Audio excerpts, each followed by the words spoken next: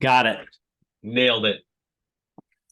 All right. Good morning, Mr. Jackson. We are now we've had several of these presentations together, and I'm looking forward to talking to you about uh some fall alfalfa decisions. Now, I understand that I'm in the minority of people that plant alfalfa in the spring because my first frost date is like September 10th, and we don't have water. So we have to wait till we have water in the spring and no fear of like damaging frost, right? Yeah, right on. For the That would bulk make of the sense. country, for the bulk of the country, the that's not the case. So Right. we have some decisions coming up on planting, like conditions that you're looking for fall planting, timing around that, and then oh, if you're we're also we can talk about that last fall cutting. When do we take that last cutting? So Yes. let's do the fall cutting first. What are you thinking? That's fine. So, fall cutting. There's this age old, I'm going to call it mystery. We get asked this question every year. When can we take that last cut? And I mean, historically it was all about if you absolutely have to take one late about the time of a frost. It's about inventory or cash flow or revenue, and you're willing to take that risk. I mean, that was always the decision. We know that if we leave that plant stand out there, we have a little bit better winter survival, persistence, some of those kind of Yep. things. So it's kind of one of those questions that you sit back and go, okay, now let's ask ourselves a bunch of questions. Are we willing to take the risk of having some injury? Again, maybe it's the last time you want to cut that field and you really don't care. You're going to nuke it in the spring anyway, or you've made a rotational decision to take a really late cut. Makes sense. No No big problem. deal. Go cut. No big deal. And the timing doesn't matter in that scenario, right? And at that point, really, no, because it's going to be dead or gone come first light in the spring. And as soon as it breaks dormancy, you're going to try to do a rotation out of it. So, not a big deal. Then there's this comment that's kind of an industry statement: stay out of your alfalfa in the month of September.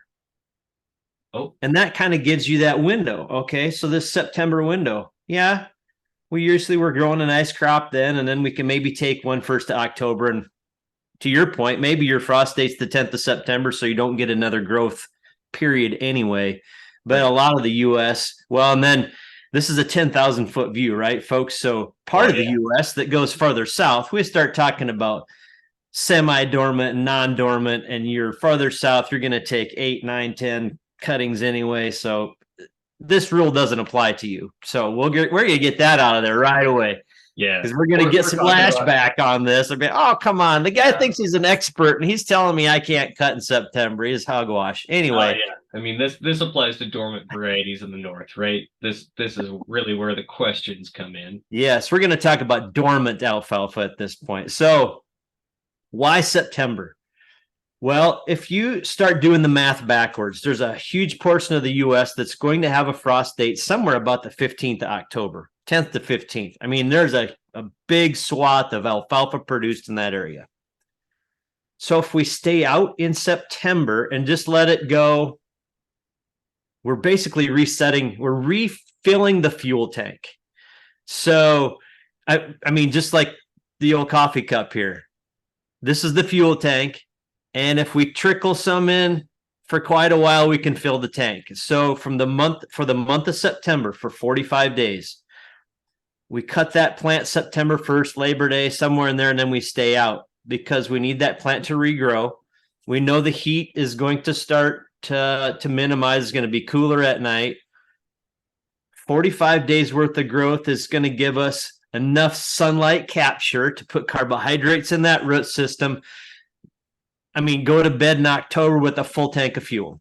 This so what I just heard you say is this is all about managing those sugars in the plant and making It's sure that the plant has created the sugars at the top growth and translocated those sugars down into the roots so the plant has the energy to survive winter and start yes, regrowing really healthy next year. that would be a very true statement and way to boil it Sugars. back down. Absolutely, because Sugars are what literally matters. all the energy to get that plant started next year has to start someplace, and it starts with the crown and healthy axillary buds to come out when it warms up and we get going. So if we stay out in the month of September, we've put together a good fuel tank. We've filled the tank. We've trickle charged it for 45 days, or the battery if you want to look at it that way. Sure. So then we go and we know we have this nice top growth. We have some insulation. We have some protection if we get some open winter with a lot of dry wind. We're probably not going to dehydrate that crown nearly as bad.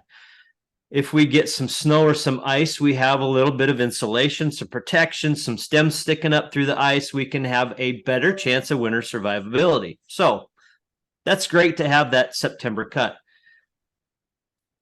And this is going to scare a few people, but I have a lot of people that will say, hey, man, I cut my alfalfa, let's say later in September, and they're just tickled to death that they've got 6 or 8 inches of regrowth.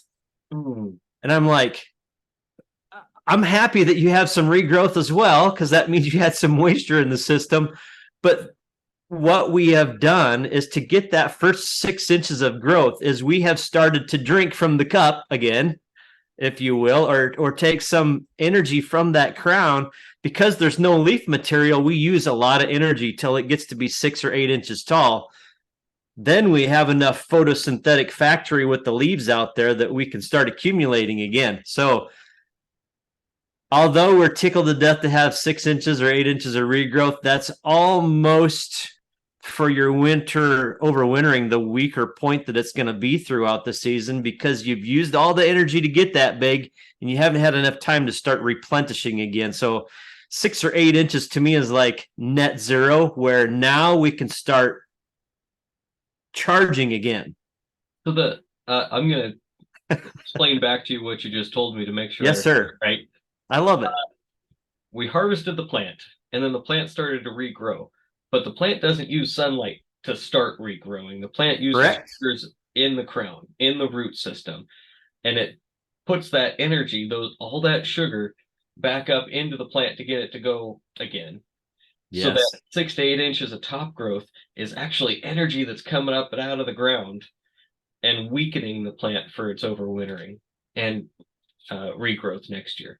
Yes. So, okay. So now that's why we back up to September 1. So we have a full window to recharge before we freeze October 15th. Yep. And if we'd like to take another cutting, for example, there's always that person that says, hey, I want to take that October cutting. I need the inventory. I need the cash flow. Okay. Now then there's the next part of the message. And there's been research done all over the U.S. and in Canada, actually very good paper written out of Canada about alfalfa cutting timing. And their data suggests that if you can accumulate less than 250 growing degree units after you cut, you're going to limit growth. You're not going to use enough to really hurt that plant to overwinter. So that gives you that window to take that cutting near a frost. Either a couple days before a hard frost, the week that you have a hard frost, a couple days after. What we're doing is sending that plant into dormancy now with a full tank of fuel or a charged root system, and it doesn't have the ability to waste it or use it. So that's why this late cutting can actually be okay, but there's an inherent risk. But now you're talking about a really late cutting. You're like after that freeze, on or around or shortly thereafter that freeze date. Right at the hard frost time frame. Yep. Yep. So that's a little bit of plant physiology and thank you for boiling it down and explaining it again a couple of ways, because it's more about plant physiology than anything else. And that's how we protect that plant. So now, other discussion. Yeah, go ahead. I have one question. Now, I've actually done the whole freeze dry hay thing. Right. That's something that we do fairly regularly. And one of the things that I observed is that doesn't leave you with any cover on that plant. Correct. It leaves that field bare. And that can be a problem too, because if you get those cold, dry winds, that exposes that plant. Now, it's the dry wind, right? that Yeah, pulls moisture out of the plants. absolutely. So we spent a lot of time talking about sugar and energies, but water matters too. You Absolutely. have to have water. You have to have some moisture in that crown to keep it healthy. Yes. Yeah. So that So, might be another decision layer to put in there to say, hey, if you're yes, it is. dry, leave it alone. If you're extremely dry and you're really going to stress that plant even more, it might be fine to just leave it. Yes. Then I've had those hard discussions with growers too, where you look at me and go, there's 400 acres of hay out here and it's touching the top, it's hitting the bottom of the rock box on the tractor. You're telling me to leave it? Yeah. Yeah. So that's 40 grand today on $100 market. Yeah. What about, sorry, I'm going to play devil's advocate in that conversation and say, what if you picked up your cutter bar a little bit and left 3 or 4 inches? Cut height would make, that would be a positive impact. Yes. Okay. Thank you. So yes. there's ways to manage around those things, because you also don't want 2 ton to the acre of trash out there in the spring either. You don't. And again, when you talk to some other industry professionals, dairy nutritionists, have this conversation quite frequently. It does have a negative impact, but the actual volume that you accumulate with some of that residue is probably going to only impact you a couple of percent versus 10, 20, 30. So by the time it's dried down and starting to go through an actual decay process to some degree, there's not as much material there as you visually at first what you think. So that's an interesting one. Now I'm going to throw a curveball at you. You and I haven't talked about this before, but I've had discussions otherwise. So how about, what are some of the advantages? What is an advantage of taking that residue off? Okay. So you just alluded to one thing. You have less, I'm going to call it foreign material, or not nutritive rich material that's going to go into your first cut. Right. Black, nasty junk that ends up in first cutting. Yep. So let's talk about a particular insect pest that lays their eggs in the hollow stem of an alfalfa plant in the fall to overwinter. Oh, I know nothing about this. Known as the alfalfa weevil. Oh. Across the South and the upper Midwest, the alfalfa weevil is a terrifying, terrible pest that we are really, really struggling to control. So this conversation is going to get out of control here for a second too, because we were going to talk a couple things and we're going to be limited today. Now let's talk. So I wanted to address that because it's an interesting one. I was sitting in a think tank room literally a week ago today with some very, very smart people talking about alfalfa and management, and the weevil was one thing. So the fact that the alfalfa weevil lays their eggs in the hollow stem of an alfalfa plant to produce the next crop of pest, if we remove that plant, my example is this. We've just taken it from the alfalfa weevil hotel right down to a 1-room apartment, and we've only left them this much stubble to lay eggs in and prepare for the next devastating season. So my personal observation, this is not scientific, so people don't write this down, but just think about it a little bit. I have had alfalfa fields adjacent to each other. One field clipped off in the fall in October to take that last cut. Same grower, same variety, across the fence, did not get harvested. Decided to just leave it. Inventory, whatever. Pit was full, don't know the reason. In the spring, as I started scouting fields, the weevil pressure where we removed the residue was literally 30% of what the field across the fence was, where it had a full residue factor for them to lay eggs in and overwinter. So we had a lengthy discussion about, as we try to culturally help manage alfalfa weevil pressure, can we do that? Okay, so yes, we all concurred that we thought that might be a good idea. Then you come back to our first point. If you don't leave that residue out there, how much are you going to hurt that plant? So then the conversation turned back around and we said, the plant health and persistence of the varieties that we are creating today it seems like we are having less issues with just winter survivability unless we have a tragic ice event in the spring. Otherwise, we're doing really well. Things have gotten better for us to have overwintering persistence because of the genetics. So, can we alleviate some of that worry? Yep. With improved germplasm. So, Sure. chew on those stems for a second. Ooh, that's a lot of layers to think about, right? Correct. So, to summarize what we just talked about there, we want to think about the plant sugars. We want to think Yes. about moisture available to that plant. We're watching our timing on our freeze dates, our hard freeze dates, Yes, sir. to manage particularly sugars. And then we have some late harvest decisions if we do decide to take those that have to do with pest control, have to do with stubble height for overwintering characteristics. Did I catch it all there? No, absolutely. We're right on. Yeah. So And I want to put a point on that 45 days.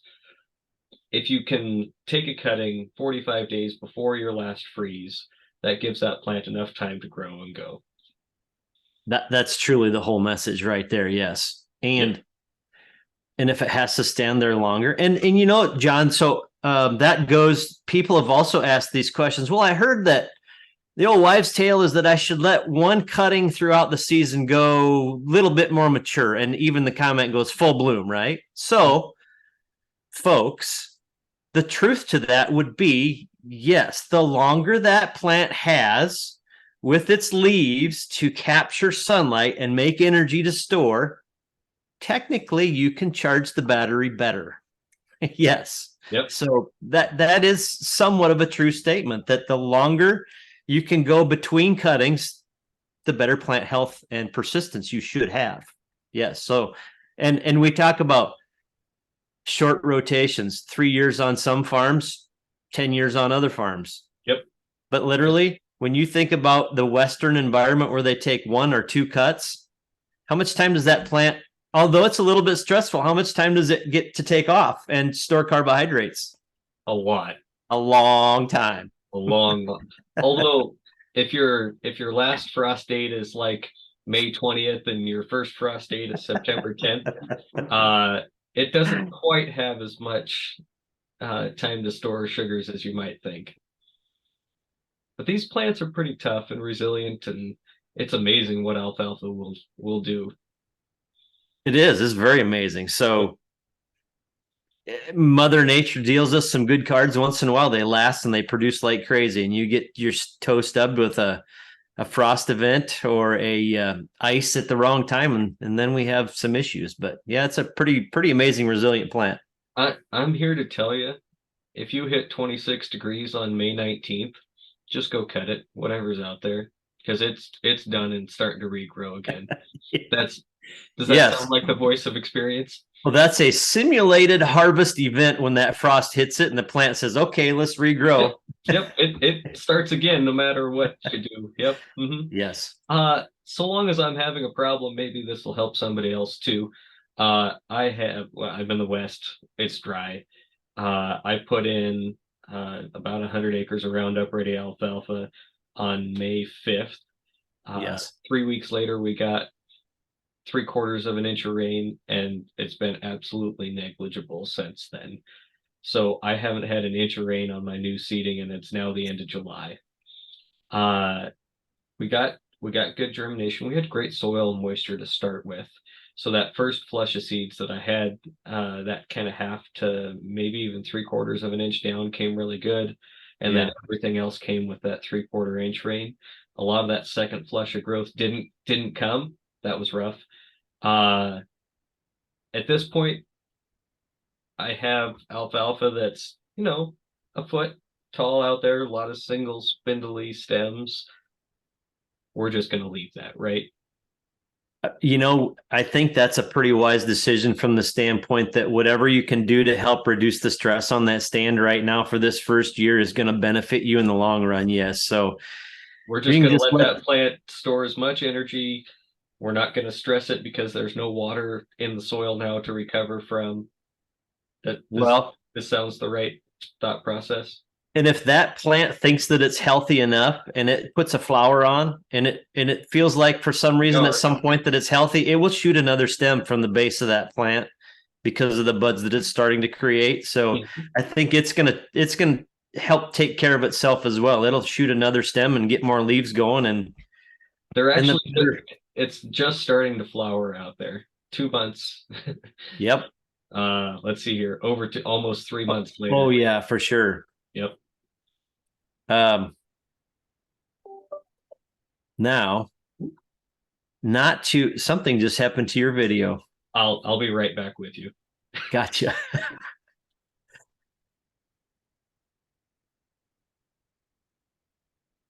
You were gonna say? Oh, I was going to say, yes, there you are. Not to add any negative beat to that. The fact that you've got a great alfalfa stand coming is tremendous, but I want to, just for anybody else that might experience this. So, John, unfortunately, when your plant goes through that much stress in a drought year to be established, we've stressed that plant a lot, and it might be a short rotation on an alfalfa stand that's going to be average at best for yield potential at this point. So for anybody that's establishing a stand under stress or a lot of weed competition or a lot of insect pressure, you have to understand that you've kind of damaged the life expectancy or the expected lifetime yield of that plant. So if you go, well, again, you might go, this variety just doesn't yield very well. You have to consider the conditions that it was established in. Is probably a very good variety, just doesn't have.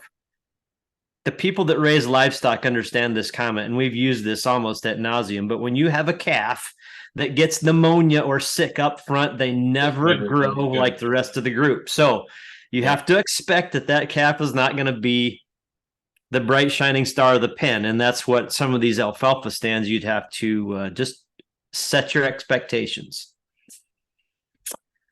Bummer. Sometimes you have to be the bearer of reality. Yep. Welcome to agriculture. Yeah, that's right. If it were all perfect, everybody do it. So everybody would do it if it were easy, for sure. Right on. Well, I think we're to the end of our time here. It's been a pleasure. I enjoy these conversations tremendously. So thank you very much. Let's see here. Where do you want to send folks to get more information about your products? Well, I'll tell you what, John. So we have a site called www.cropland.com. Perfect. And myself, I do a lot of social media stuff. You can find me on there at the Forage Fanatic, and try to do some educational stuff like we just did ourselves. And of course, you can always go over to hey-kings.com, check out some of the podcasts that Jeff and I have done. Right on. There's some merchandise there if you're so inclined. Hey, and more to come. And lots of good resources. Yeah, exactly. For sure. All righty. Well, thank you very much. Y'all have a great day.